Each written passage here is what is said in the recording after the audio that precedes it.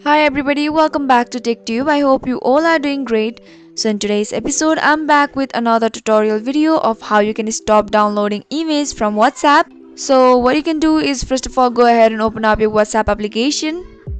So the user face will appear somewhat like this. Now go ahead and tap on settings, which is appear on the bottom right corner. Once you tap on it, you'll be appear with the settings of WhatsApp. Now from the appeared section, go ahead and tap on storage and data. Now here you can see media and download, and there you got four options, which is photos, audio, video and documents. So in the photo section, as you can see, I have chosen Wi-Fi and cellular. So what we have to do is tap on photos to stop downloading images from WhatsApp. Once you tap on it, you can just go ahead and change the settings to never. Doing so will successfully help you stop downloading emails from WhatsApp automatically. So guys, if you found the video to be helpful and informative, go ahead and subscribe to our channel and also press the notification bell for more updates.